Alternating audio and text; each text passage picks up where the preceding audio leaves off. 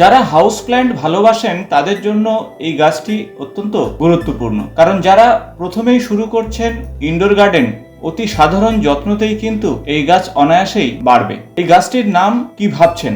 এই গাছটির নাম হলো আমব্রেলা ট্রি, অথবা কোথাও কোথাও স্যাফেলেরা নামেও চিনবেন। তাই স্যাফেলেরা বা আমব্রেলা ট্রিকে কিভাবে আপনারা অতি সাধারণ যত্নে বড় করবেন। এটি একটি tropical house plant. Semi set জায়গাতে অনায়াসেই এই গাছকে বড় করতে পারবেন, তবে দিনের অন্তত 4-5 ঘন্টা রোদ্দুর আসতে হবে এমন জায়গাতে আপনারা রাখবেন। প্রথমে আসবো এই গাছের টবের বিষয় এবং তারপরে মাটির বিষয়। 8 থেকে 10 ইঞ্চি টবে অনায়াসেই এই গাছ বড় হবে এবং একটু বুশি টাইপের গাছ হবে।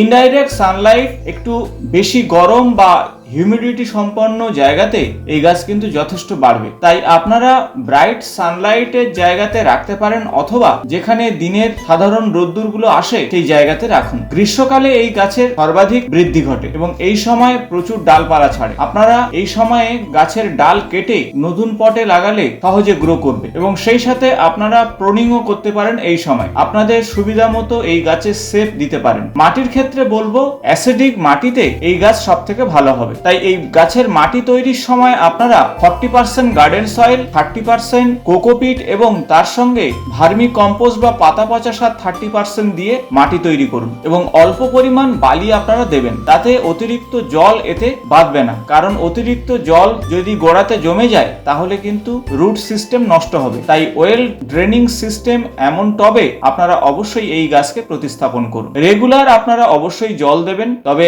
গাছের পাতা হলুদ হয়ে গেলে আপনারা বুঝে শুনে জল দেবেন, কারণ অতিরিক্ত জলের জন্য গাছের পাতা হলুদ হয়ে যেতে পারে। অনেক সময় গাছের পাতা বয়স বাড়লে বা শীতকালে এই গাছের পাতা হলুদ হয়, সেই সময় হলুদ পাতাগুলো আপনারা কেটে দেবেন, বা এমনিতেই এই গাছের পাতা সেই সময় ঝরে যেতে পারে। তাই সে বিষয়ে ভয় পাওয়ার কোনো কারণ নেই। যেহেতু এটি ট্রপিক্যাল টেম্পারেচারে সব থেকে ভালো বৃদ্ধি পায় গ্রীষ্মকালে, তাই এই গাছে বৃদ্ধি সব থেকে হয়। তাই বসন্তের শুরুতেই এই গাছে নতুন পাতা আসতে শুরু করে, আর এই গাছের পাতার ডিজাইনই আপনাকে মনোমুগ্ধ করবে, কারণ অনেকটা আমব্রেলার মতো বা ছাতার মতো দেখতে। তাই এই গাছ আপনারা হাউস প্ল্যান্ট হিসাবে অনায়াসেই বাড়াতে পারেন। সার ওষুধের ক্ষেত্রে বলবো, আমি যেভাবে এই গাছের পরিচর্যা করেছি, সপ্তাহে একবার করে নিম অয়েল স্প্রে করেছি। প্রতি লিটার জলে 7 থেকে 8 ml করে নিম অয়েল দিয়ে ভালোভাবে স্প্রে করেছি, তাতেই কিন্তু গাছ এতটা সুন্দর হয়েছে। এছাড়া 10 দিন অন্তর অন্তর কিচেন ওয়েস্ট দিয়ে তৈরি লিকুইড সার প্রয়োগ করেছি, আর তাতেই কিন্তু এই গাছের চেহারা সুন্দর হয়েছে। এছাড়া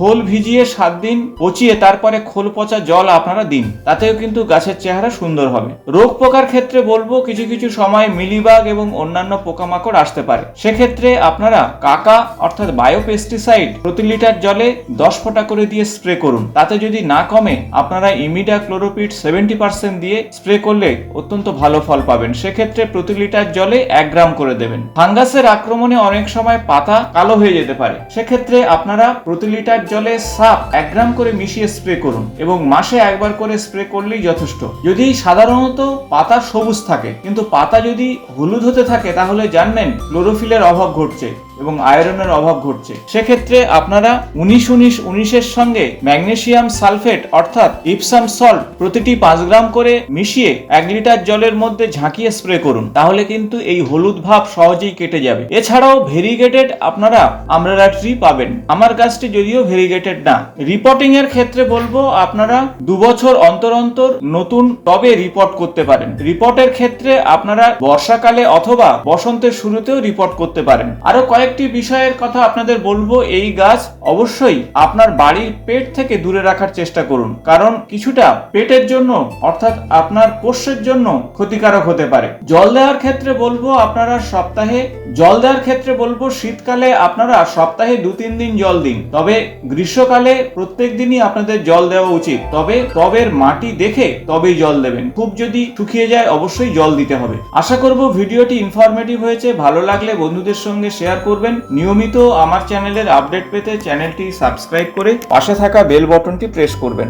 আজ এই পর্যন্ত, নমস্কার।